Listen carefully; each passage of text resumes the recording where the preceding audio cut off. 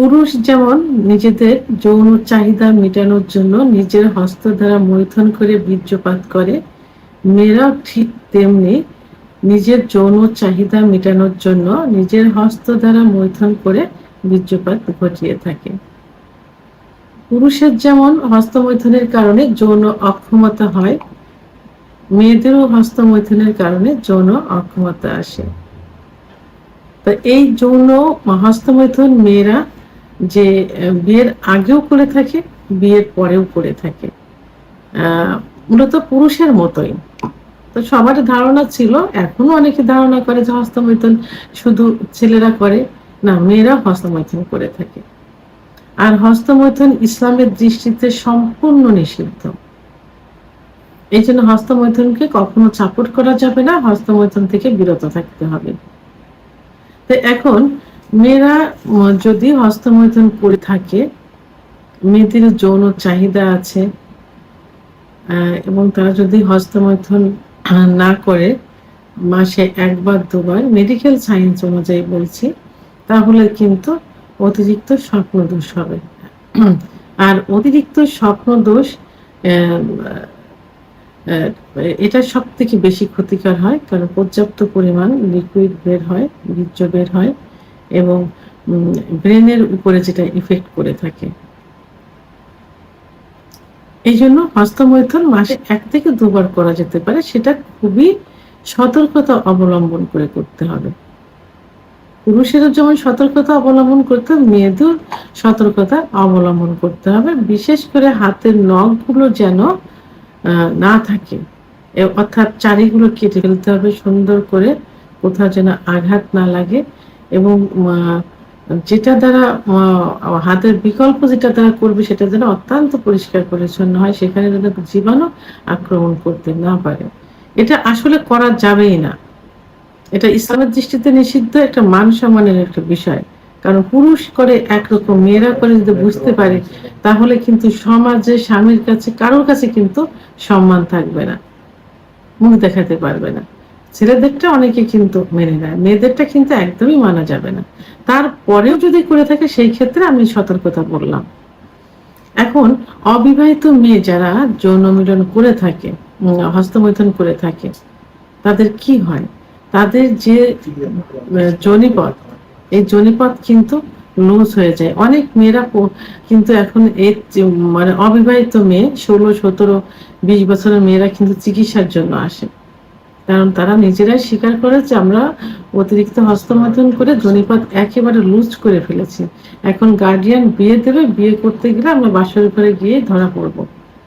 অর্থাৎ মেয়েদের যে সতীচ্ছেদ পর্দা থাকে, এই সতীচ্ছেদ পর্দা কি হয়ে যায়, অনেক সময় লুজ হয়ে যায়, অনেক সময় চিড়ে যায়। তো বিয়ের পরে কিন্তু ওইটা সেই ইটা থাকে না, কুমারিত্ব কিন্তু থাকে না। তাহলে এটা হস্তমৈথুনের কারণেই কিন্তু এটা হয়ে থাকে। এখন হস্তমৈথুন করতে গিয়ে দেখা গেল যে যোনিপথের যে ওয়াল থাকে, সেই ওয়ালে কোন রকম আঘাত লাগলো, হাতের নখ দ্বারা বা চারি দ্বারা আঘাত লাগলো, যে কোনো আঘাত লাগলো, পর্যাপ্ত পরিমাণ রক্তক্ষরণ হবে। তো সেই রক্তক্ষরণে কিন্তু রক্ত শূন্যতা হয়ে যাবে, এদিকে খেয়াল রাখতে হবে। মহিলাদের যৌন উত্তেজনা উঠানোর জন্য যে প্রধান যে পয়েন্টটা থাকে, ক্লাইটোরিস,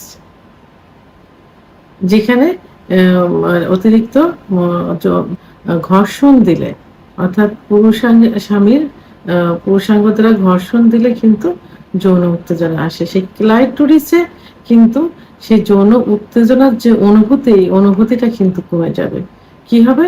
বিয়ের পরে যে এর প্রভাব পড়বে, তখন কিন্তু ওই সহবাসে গেলে সহবাসের ইচ্ছা থাকবে না, স্বামীর যৌন মিলন করার ইচ্ছা থাকবে না। ইচ্ছা না থাকলে তো অর্গাজম হবে না, অর্গাজম না হলে ওখান থেকে কামরাজ বের হবে না, ফলে যৌন মিলনে জ্বালাপোড়া অনুভব করবে, ব্যথা অনুভব করবে।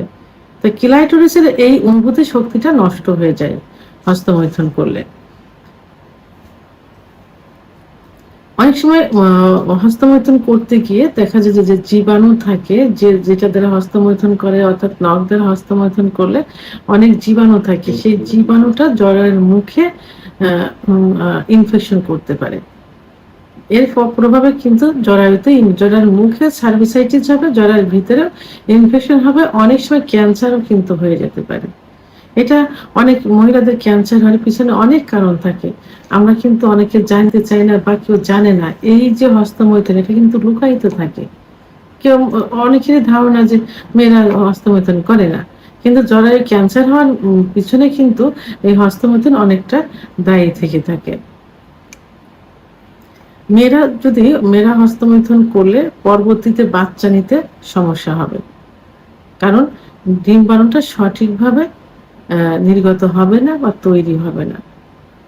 কারণ হস্তমৈথুন করলে মাসিক ক্লিয়ার হবে না, কারণ অত ইনডাইরেক্ট ভাবে ভিতর থেকে আসছে না, কামরস আসছে না, বা লিগাল ওয়েতে না, বা ওখান থেকে বীর্যপাত লিগাল ওয়েতে হচ্ছে না, যে কারণে কি হবে, পিরিয়ডটা ক্লিয়ার হবে না। পিরিয়ড ক্লিয়ার না হলে ওখানে সিস্ট, ওভারিয়ান সিস্ট হবে, পিসিওএস হবে, এবং ওখানে ডিম্বাণু সঠিকভাবে তৈরি হবে না, যে কারণে বন্ধ্যাত্বে পরিণত হবে।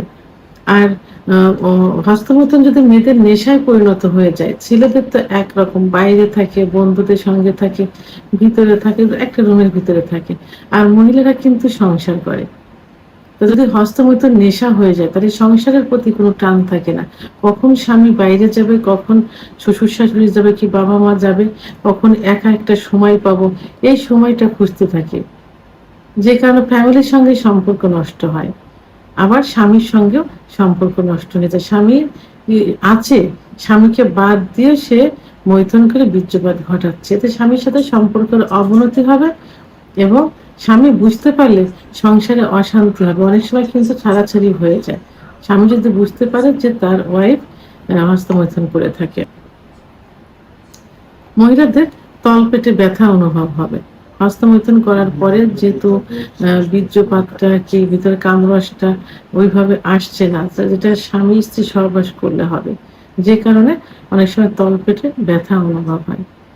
এবং হস্তমৈথুন করার কারণে যে ছত্রাকের আক্রমণ ঘটে, ফলে সেখান থেকে এক ধরনের সাদা সাদা ধাতু নির্গত হয়। এই ধাতুটা অনেক সময় চুলকায়। এটা হস্তমৈথুন করার পরেই কিন্তু এটা হয়ে থাকে, ছত্রাকের আক্রমণ কারণে এটা হয়ে থাকে। ওই জায়গায় চুলকানি হয়, সাদা সাদা লিপ পড়িয়ে যায়। এবং পুরুষের মতো মহিলাদের যে যৌন অক্ষমতা আসে, এটা হস্তমৈথুনের কারণেই কিন্তু চলে আসে। তো এটা এ সম্পর্কে অনেকের ধারণা নেই। তো আমি আজকে একটা ফ্যামিলি যে গার্ডিয়ান থাকে, সেটা তার বাবা মাকে উদ্দেশ্যে বলবো, আপনার সন্তানের দিকে, আপনার ছেলের দিকে যেভাবে কেয়ার নিচ্ছেন, আপনার মেয়ের দিকে সেইভাবে কেয়ার নেবেন, যে মেয়ে কি করছে।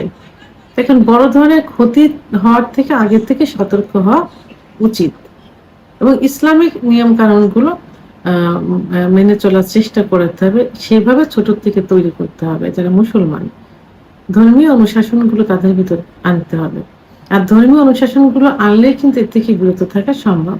আর যারা অন্য ধর্মাবলম্বী, তাদেরকেও এই যে ক্ষতিটা হচ্ছে, এটা কিন্তু মুসলমান, অন্য সম্প্রদায় সবারই হচ্ছে, মানব জাতিরই কিন্তু এটা হচ্ছে। তো অন্য সম্প্রদায় যারা থাকবেন, তারাও নিজেদের সন্তানদের সেইভাবে তৈরি করবেন, এবং নিজস্ব ধর্মীয় রীতিনীতিগুলো মেনে চলানোর চেষ্টা করবেন। আমার যারা হাজবেন্ড আছেন, তারাও এদিকে খেয়াল রাখবেন যে আপনার স্ত্রী কেন আপনাকে রেখে হস্তমৈথুন করছে। নিজেকে সেদিকে খেয়াল রেখে, নিজের কোনো সমস্যা থাকলে সেই সমস্যাগুলো সমাধান করার চেষ্টা করবেন।